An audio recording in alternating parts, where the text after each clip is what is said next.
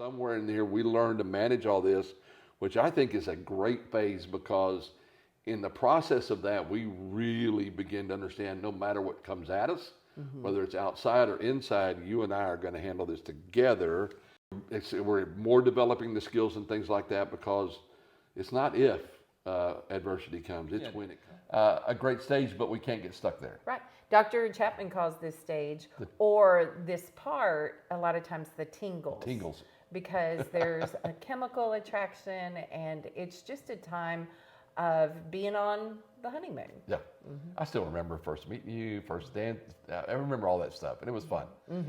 But then reality check comes in, all right? When Jim finds out Christie's not perfect. Oh, you should have found that out during the honeymoon stage. But. And Christie finds out Jim's not perfect. As a matter of fact, we have come to understand there's a lot of things about us that are not the same. Right.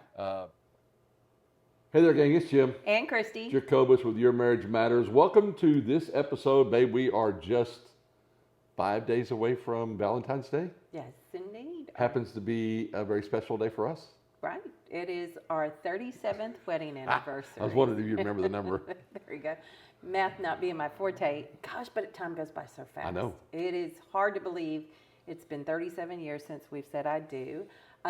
It's also, for a lot of people, Valentine's Day can be a struggle because there's so many expectations set around it. And we always tell people Valentine's Day is a great day to get married on. It's a tough day to have an anniversary. Day to have an anniversary. Oh my God. Because everybody's out celebrating. Yeah. And I love Valentine's Day, but I think one of the problems can be is the setup for expectations. So we hope that everybody's preparing for a wonderful time to just celebrate love.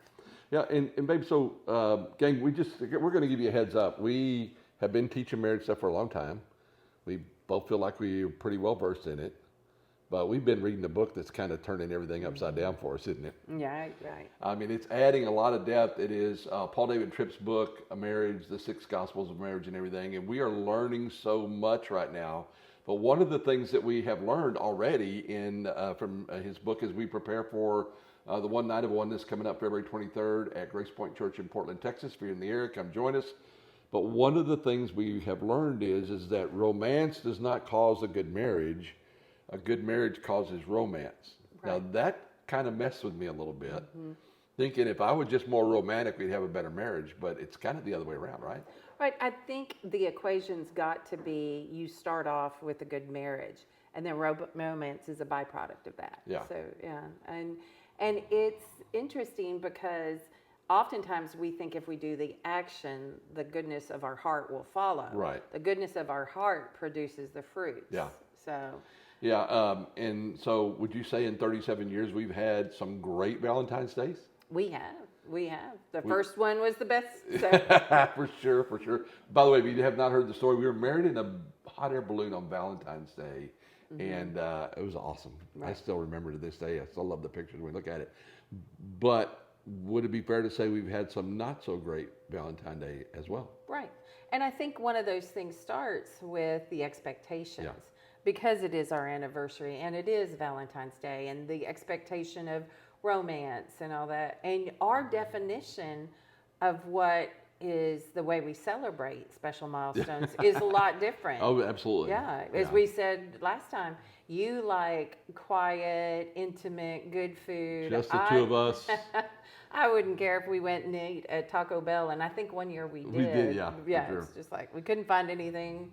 Taco Bell. I don't even there. think that was the worst worst Valentine's Day we had either. I thought it was kind of special because it wasn't all the pomp and circumstance. But I know that that's what you like. So. And so in the upcoming episodes, we're going to spend a lot of time digging into what really makes someone feel loved. We talked about it last week. We have a different idea of how birthdays ought to go. We have a different idea of how Valentine's Day ought to go. And we come at love. What makes us both feel loved is completely different. So in some of the upcoming episodes, we're going to dig into that. But babe, I thought a good thing to do today would be to set the tone by saying, what are the 5 stages of marital love? And they're all different, all right? They all have something different. And first thing is, everybody goes through them differently. Everybody has different experience. But you could actually be in any one of these 5 stages at any point in time. In one day. In one day, yes, absolutely, depending on what day it is. We're going to go through these 5 stages. We're going to kind of use it as a way of setting the table for the work we're going to be doing in the weeks ahead. And we're really going to do some deep dives into what makes us feel loved. We're going to talk about personality styles. We're going to talk about love languages. We're going to talk about relational needs. We're going to talk about motivation. We're going to talk about all different kinds of things. And the goal of that would be, for one, me to really understand my own style. All right. Second is understand your style, but also allow you to describe what your definition of what makes you feel loved, not my definition of it. And then the whole idea would be to know that I care enough about you that I want to learn all of those kinds of things. I want to become an expert at making you feel loved, understanding that it has nothing to do with how I feel loved. And I trust you're going to do the same thing.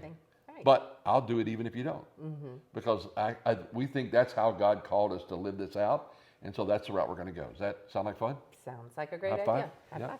All right. So the 5 stages of love. Do you want to take the first one or you want me to?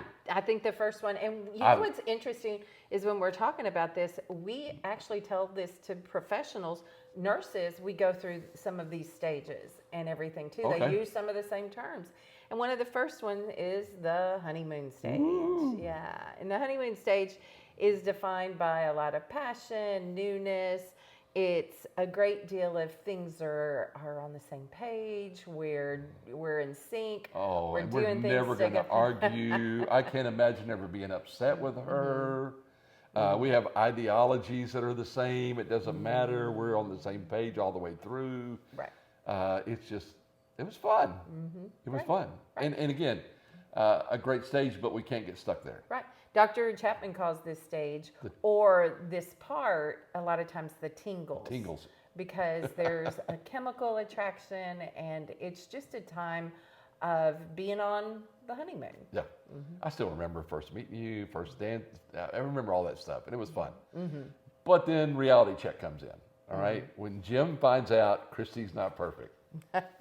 Oh, you should have found that out during the honeymoon stage. But. And Christie finds out Jim's not perfect. As a matter of fact, we have come to understand there's a lot of things about us that are not the same.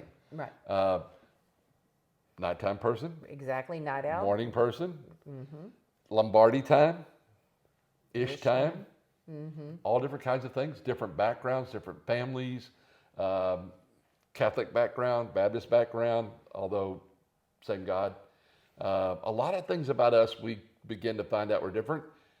We talk about personality styles somewhere down the road. We're going to dig into that really deep. I'm a very high D decision maker, my way or the highway, and Christie is more of a collaborative kind of a person.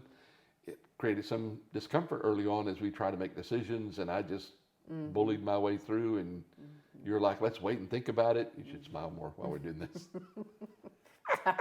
Are you remembering painful events? What is going on here? Feeling it. So what was the reality check for you? I think the reality check for a lot of couples, and this has been proven by research, one of the things that happens in the first year of marriage is expectations. Yeah.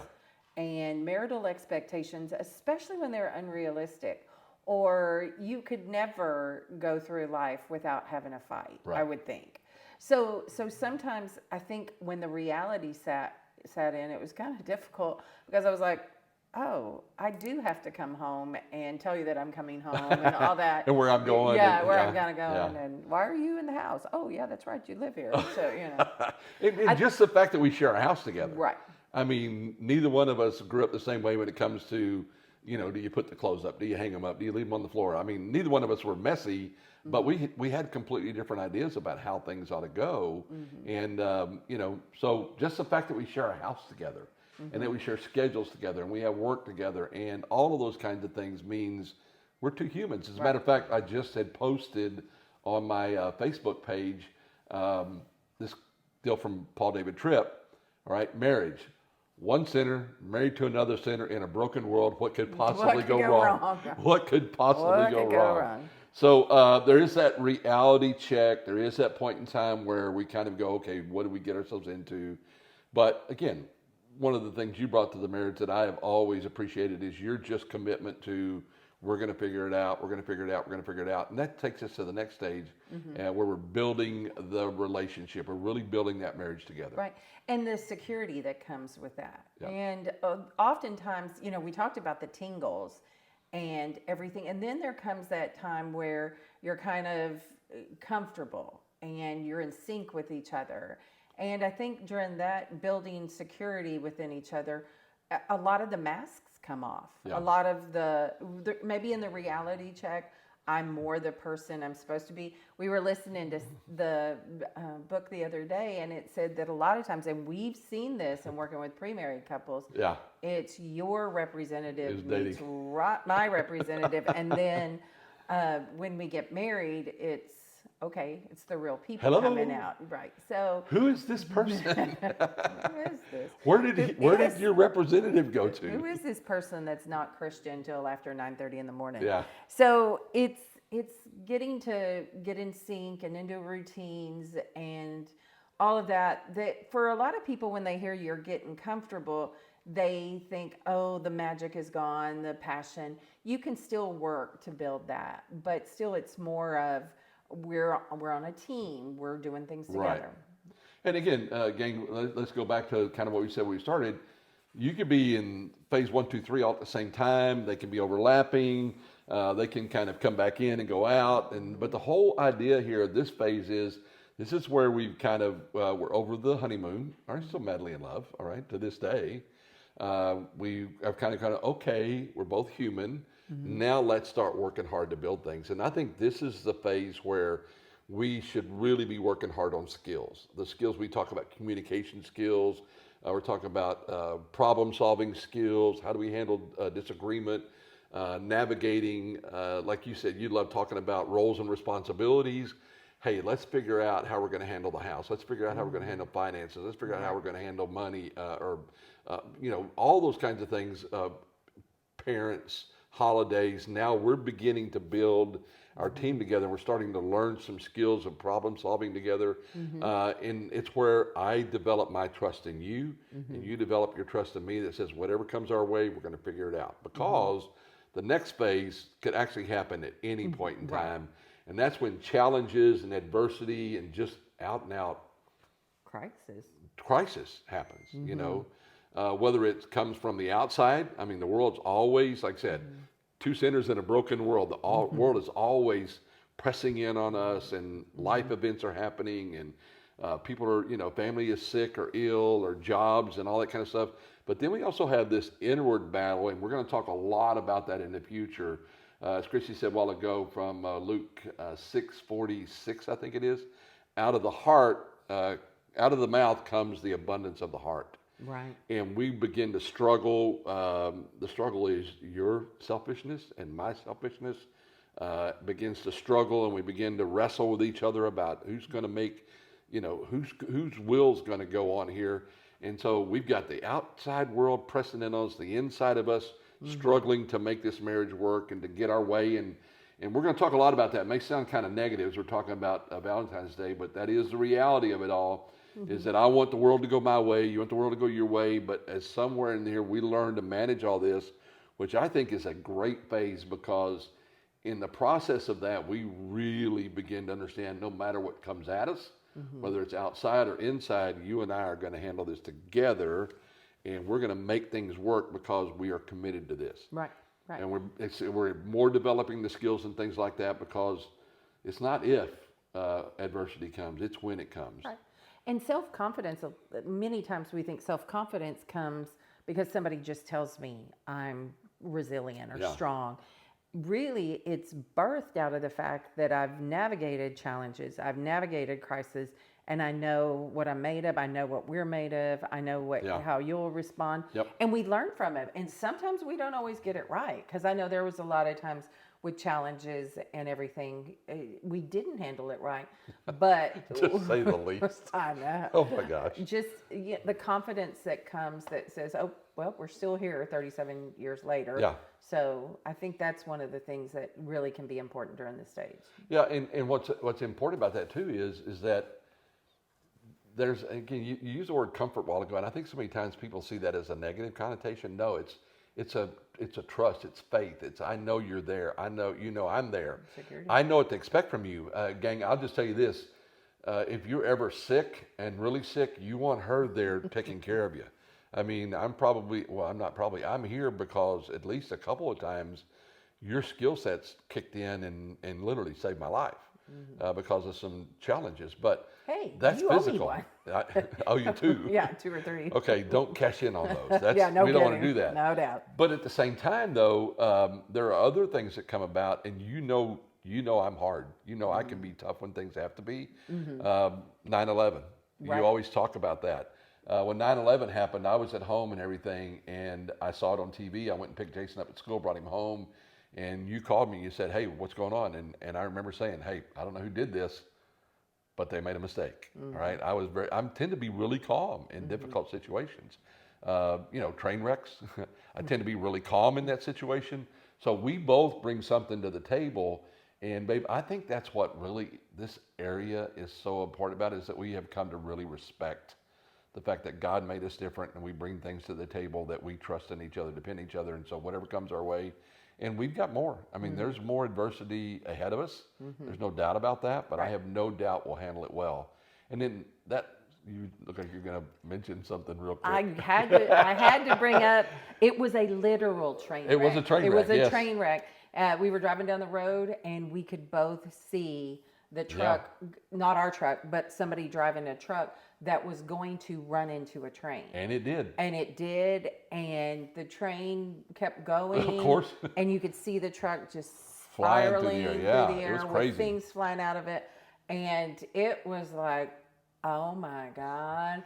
And I was the one who was like, oh, wow. And usually in an That's an emergency, understatement of a wow. Oh, I was on the phone with somebody ordering something, and I was just like, he's going to hit that truck. And I'm usually the one that, in an emergency, that stays relatively calm. And you were the one that was calm. And I was just like, oh my, I was just losing my mind. So anyway. But it was so rare. That's rare. Now, once it was done and the guy, it came time to help the guy, Christie's the one you want there. All right, I promise you that. She's been amazing in several situations. And so all of those phases add up to maturity, all right? And not maturity in age, although we're more mature than a lot of people, but maturity in the relationship. And that is the place where I think too many people think that's a destination, all right? Maturity is not a destination. It's just another stage. And for me, look at us right now. We're listening to Paul David Tripp's book, Marriage, the Six Gospels. We're listening to it together at night, and we're learning some things that, it's gonna be so much fun sharing that information with you once we really kind of learned it, internalized it, and start putting it into practice. Babe, the whole cycle of commit, confront, confess, forgive, done on a daily basis. Can you imagine what it'd be like if every day we're in the process of always saying, hey, look, hey, we need to work on this. Okay, I'm in. I apologize. I'm sorry. And he's talking about life is made up, this marriage is made up of not the big moments like Valentine's Day, all right? Want you to have a great time.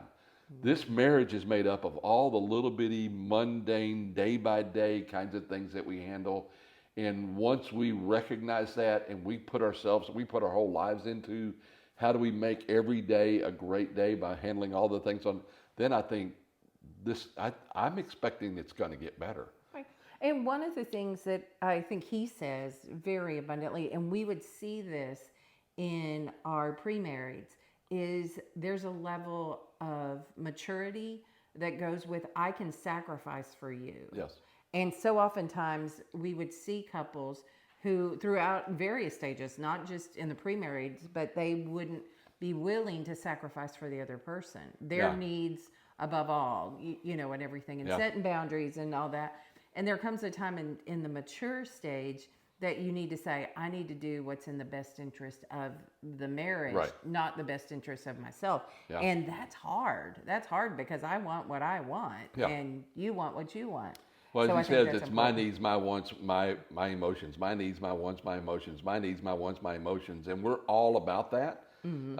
As sweet as you are, you're still about my needs, my wants, my emotions. I am as well.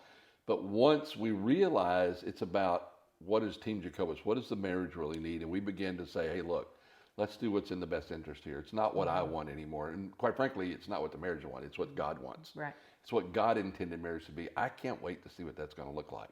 Right. So it's a great thing to aspire to. Yeah. Fantastic. So I'm looking at the stages here, and I realize we still get the tingles every now and then. Oh, definitely. I love you, and I just sometimes I just look at you, and it's not like the goofy idiot, It's actually I do that sometimes, but it's like I just look at Christie and I just smile. I just think you're so delightful. We do have reality rechecks still from time to time. Want to pinch your head off. And probably deservedly so. So there's still, because we're both still human, we're going to make mistakes, but I love the whole idea that we've got to this place where we know that, and we're great. We're wanting to work on the grace part of all this as well, so that when we make mistakes, and that's what we want for you guys. We want you to get that place where, hey, look, things happen, all right? But let's deal with it. I'm going to confront you. We're going to work on it. We're going to share grace. And we were talking earlier, we were sitting on the couch, and I said, I want to learn how to be as gracious toward you as God has been toward me and all of my fallacies. And I want to learn how to handle it that way. I want to love you the same way that he does. I'll never get there because I'm not God, but I sure as heck want to work on it. So we're going to have reality checks. We're going to keep building. We're going to keep getting even more confidence, more security. There's going to be adversity. We know that to be a fact. But all of this and our commitment to each other, our commitment to getting better, commitment to continuing to grow, all right? All of those kinds of commitments is what leads to that mature love. And the mature love has all of these pieces in it. Even the tingles are still there. So any last words for everybody as they're getting ready for Valentine's Day? Well, strangely enough, this year, Valentine's Day, which always falls on our anniversary, also falls on Ash Wednesday, which is the start of the preparation for Easter. And I think it's kind of interesting that I like fresh starts. I like the time of reflection and sacrifice. And I think, a lot of times we do it in the spiritual, but I think also this could be a great time to start preparing your heart, not just for the mysteries of Easter, but the mysteries of the marriage and everything. So I thought, wow, how great is this that it happens on the same day this year? Easter, Ash Wednesday and Valentine's Day. Two dates that celebrate preparation and celebrate love. And our marriage. And our marriage. And our marriage. So, and by the way, we're still in the middle of the Cupid Challenge. If you want to join in, you just go to yourmarriagematters.com/CC24, and you can join into the Cupid Challenge. You're going to get all the challenges there on that one page. But I got a challenge for them, babe. All right? Okay. This year, instead of planning what you want for Valentine's Day, ask your spouse, what would make for a great Valentine's Day for you? Yeah, good idea. All right? And then do it. All right? Whatever it is that he or she says. And if you're both listening to it, then sit down and go, what would make for a great Valentine's Day for us? Right. All right? But here's the deal. If it's just you're the only one listening, go to your spouse. They won't even know what's happening. All right? And say, Valentine's Day is coming up next week. What would make for a great Valentine's Day for you? What would you call the best Valentine's Day ever? And regardless of what they say, do that. Even if it's not what you would think would be a great Valentine's Day, let's start practicing that sacrificial love that God showed us through Jesus, and that we want to learn how to show each other. So Valentine's Day's coming. 37th anniversary's coming. Ash Wednesday's coming. Cupid Challenge is out there. We hope that this podcast, this episode, is going to encourage you in your walk, in your marriage and everything, because our goal is that you would have the marriage that you dreamed of when you said I do. And all of these things that we talk about are going to help us get there. And gang, we're going to be right there with you because we're trying to get better every day as well. So we appreciate you. Understand this, your marriage matters. It really does. It matters a lot. I'm in the middle of teaching a divorce care class right now. And I can tell you that watching all the pain that people are going through, you don't want to go through that. It's not there. It's not worth it. Marriage was meant to be amazing. John 10:10 says that you might have life and have it more abundantly. And that's what God intends for your marriage. But it's work. It's the best work you'll ever do. So we hope you have a great Valentine's Day. And next week, we're going to start digging into those things about what makes you feel loved and how can you really learn and know each other so that you can bless each other in ways you've never been able to bless each other before. So have a great Valentine's Day, gang. We'll see you later. Take care. Bye Bye-bye. for now.